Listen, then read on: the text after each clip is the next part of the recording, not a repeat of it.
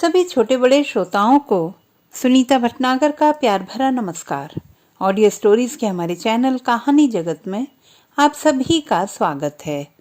हिंदी कहानियों की श्रृंखला में आइए आज सुनते हैं सुशांत सुप्रिय जी द्वारा रचित कहानी अचानक एक दिन।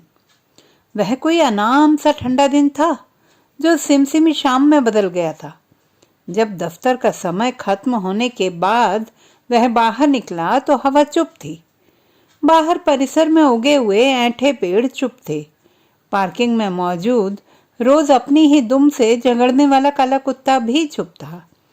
दिसंबर की शाम में ठंड जैसे चू चू कर जमीन की छाती पर गिरती जा रही थी और जमीन ठंड की कैंचल उतार फेंकने के लिए कसमसा रही थी।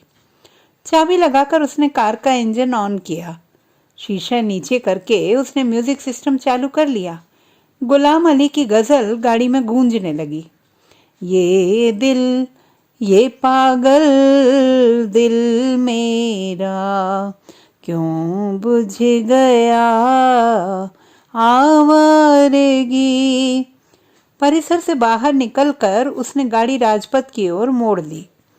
दफ्तर के दमघोंटू माहौल से निजात पाने की वजह से अब वह राहत महसूस कर रहा था। शायद इसीलिए इस समय वह स्टीयरिंग व्हील पर उतना सतर्क नहीं था।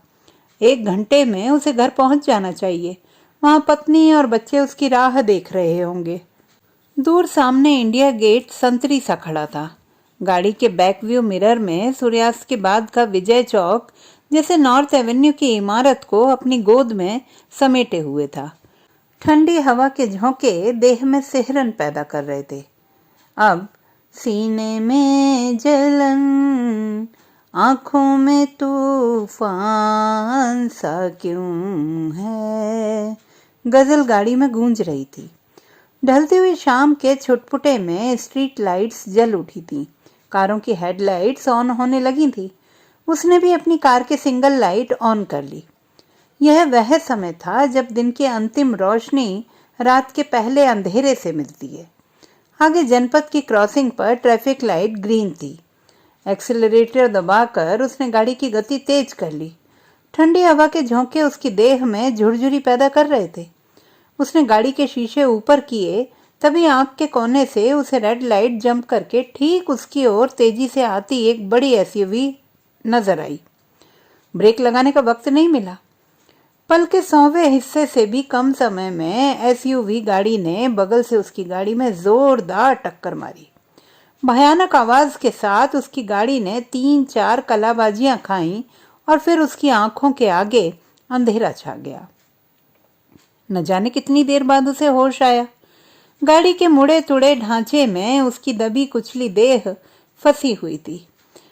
शरीर में जगह जगह असहनीय दर्द हो रहा था। जख्मी सिर से खून बह रहा था। कोशिश करने पर भी वह हिल नहीं पाया। उसके फेफड़ों, रीढ़ की हड्डी और कूलों में जैसे पीड़ा के असंख्य अजगर डस रहे थे। उसने निगाहें हिलाई। बाहर भारी भीड़ जमा थी। पुलिस की वर्दी में कुछ लोग शायद किसी गैस कटर की मदद से कार के मुड़े तुड़े फ्रेम को काट रहे थे। उसने अपने मुंह में पसीने और खून का मिला जुला स्वाद महसूस किया। जब वे उसे उठाकर गाड़ी से बाहर निकालने लगे तो वह असह्य दर्द से चीख उठा। उसके फेफड़ों, रीढ़ की हड्डी और कूलों में जैसे नुकीली कीलें चुभ रही थी। उसके चारों ओर अजनबी आवाजें थीं जिनके चेहरों का पता नहीं चल रहा था। जरा हाथ लगाना ध्यान से भाई, संभाल के, हौसला रखो भाई, एम्बुलेंस आ गई है। इसकी गलती नहीं थी, यह तो ठीक चला रहा था। टोयोटा फॉर्च्यूनर वाले ने रेड लाइट जंप की थी। वह तो बड़ी गाड़ी वाला था। उसके एयरबैग ने उसे बचा लिया। उसे खरोच तक नहीं आई। शायद सिर में लगी चोट की वजह से उसे चक्कर आ रहा था। उसका उल्टी करने जैसा मन कर रहा था। अब उसे स्ट्रेचर पर डालकर एम्बुलेंस में चढ़ाया जा रहा था। बातचीत के टुकड़े उसके कानों में पड़ रहे थे। ध्यान से, आराम से भाई, लगता है इसके कूलों और रीढ़ की हड्डी में गहरी चोट लगी है। इसके सिर में लगी चोट से अब भी खून बह रहा है। कितना ज्यादा खून गिरा है, पता नहीं बचेगा या। गाड़ी की हालत तो देखो, कचूमर निकल गया है इसका। कितनी भयानक टक्कर रही होगी। अब उसे एम्बुलेंस में लिटा दिया गया था। 2 पुलिस वाले साथ में थे। उसकी देह भयानक दर्द की गिरफ्त में थी। किसी ने उसके सिर के जख्म के इर्द गिर्द कपड़ा लपेट दिया था। उसके होंठ की पपड़ी सूख गई थी। उसने अपनी जीभ से उसे चाटने की अधमरी सी कोशिश की। गलत समय पर गलत जगह होने का था ये नतीजा। एक आधा मिनट का अंतर हो जाता तो ये हादसा होता ही नहीं। दोबारा उसका मन उल्टी करने जैसा करने लगा। फिर उसकी आंखों के आगे अंधेरा छा गया। पता नहीं वह कौन सा समय था जब अचानक उसकी आंखें फिर से खुली। नाक में अस्पताल और दवाइयों की तेज गंध थी। उसके चोट लगे अंगों का एक्सरे किया जा रहा था। उसके फेफड़ों में शूल सा दर्द उठा। उसे सांस लेने में तकलीफ हो रही थी। अब उसे सर्जरी के लिए ऑपरेशन थिएटर में ले जाया जा रहा था। सफेद गाउन पहने कोई डॉक्टर उसके कूलों के एक्सरे को ध्यान से देख रहा था। अब उसके सिर की चोट की जांच हो रही थी। तभी उसकी पूरी देह में पीड़ा की तेज लहर उठी और उसकी आंखों के आगे फिर से अंधेरा छा गया। शायद वह सपना देख रहा था। यहाँ वहां खून बिखरा हुआ था। हवा में बारूद की गंध थी। चारों ओर लाशें ही लाशें पड़ी हुई थी। वह किसी आदिम जंगल में था। जमीन पर सड़ रहे पत्ते पड़े थे जिनकी गंध बारूद की गंध से मिलकर असहनीय बन गई थी। वह कहाँ था? यह कैसी लड़ाई थी? जानलेवा गंध उसका पीछा नहीं छोड़ रही थी। क्या उसके कूलों में गोली लगी हुई थी? क्या उसकी रीढ़ की हड्डी में किसी ने खंजर घोंप दिया था? जंगल में पास ही कहीं से लोगों के बोलने की आवाजें आ रही थी। कौन थे वे लोग? क्या बातें कर रहे थे? पास ही कहीं रोशनी थी। अगर वह वहां तक जा सकता तो। उसने रोशनी की ओर घिसटने की कोशिश की। सिस्टर पकड़ो इसे, हिलने मत दो। यह किसकी आवाज थी? वही असहनीय गंध। ओह, ये सिरदर्द। आह, ये अंधेरा। उसकी आंखें फिर मुंद गई थी। पता नहीं कितने समय बाद उसकी बंद आंखें फिर से खुली। यह रात का कौन सा पहर था? दर्द अभी भी उसके अंगों से लिपटा हुआ था। उसने अपनी नजरें घुमाई। वह शायद किसी अस्पताल के कमरे में पड़ा था। उसके हाथ में ड्रिप लगा हुआ था। न चाहते हुए भी उसे कल शाम हुई दुर्घटना याद आ गई।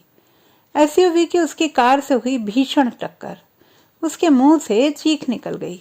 वह थर थर कांपने लगा। ठंड के मौसम में भी उसके माथे पर पसीना छलक आया था। उसकी चीख सुनकर नर्स कमरे में आ गई थी। उसने बताया कि उसके रिब केज की 3 हड्डियां टूट गई थी।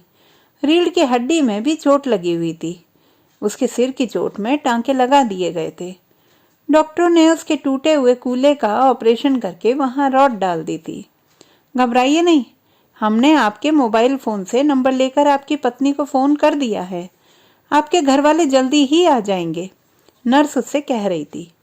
लेकिन उसकी आंखें फिर मूंदने लगीं और अंधेरे ने उसे अपने आगोश में ले लिया।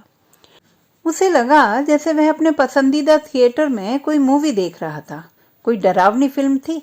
तभी थिएटर में भूचाल आ गया। चारों ओर भगदड़ मच गई। वह बच्चों और पत्नी का हाथ पकड़कर डोलते हुए एग्जिट की ओर भाग रहा था। लेकिन भीड़ के सैलाब में उसके बीवी बच्चे उससे अलग हो गए थे। टूटकर गिरे थिएटर के एक टुकड़े के नीचे वह दब गया था। मौत की गंध उसकी सांसों में थी। अब मौत कोई काली बिल्ली थी जो दबे पांव चलकर आई थी और उसके सीने पर बैठ गई थी। ए, उठो यहां से, चलो, भागो। लेकिन वह सीने पर से हट ही नहीं रही थी। उसके सिर में दर्द की एक गर्म लहर उठी। शायद गहरे घाव पर लगे टांकों में टीसें उठ रही थीं। अब वह फिर से घने जंगलों में घिसट रहा था। हवा मौत की गंध से भारी थी। दूर कहीं पर मौजूद कोई अंतिम टिमटिमाती रोशनी भी एक कराह के साथ बुझ गई थी।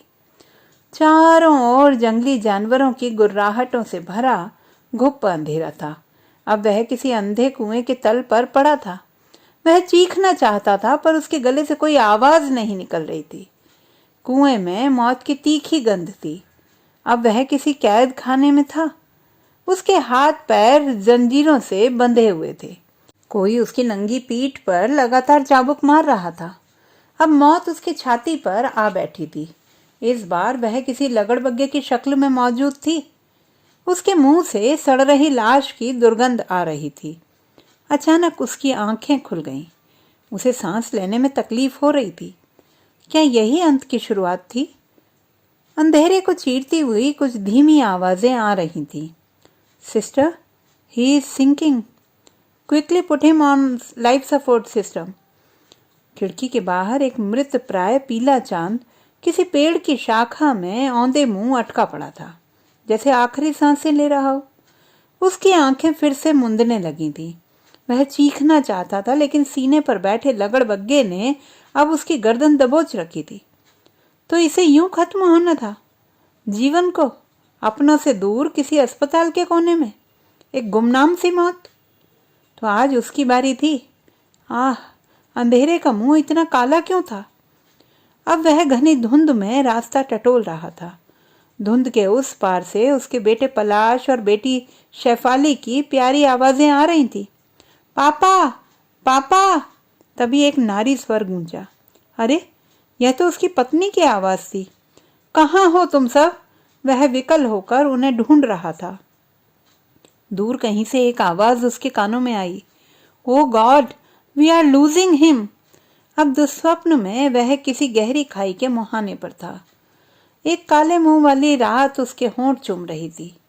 ठीक उसी समय जब उसे लगा कि अब वह उस गहरी खाई में गिर जाएगा, धुंध छंट गई और उस पार उसे अपने बीवी बच्चे दिखाई दिए।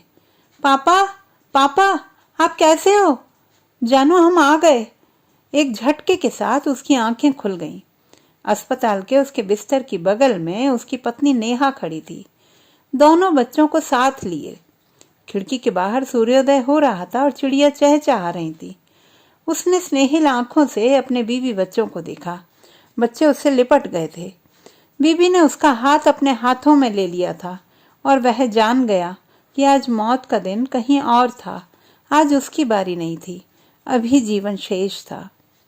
तो दोस्तों, ये थी हमारी आज की कहानी। आपको कैसी लगी कमेंट बॉक्स में लिखना ना भूलें। चैनल को सब्सक्राइब करें, लाइक करें और मित्रों के साथ शेयर करें।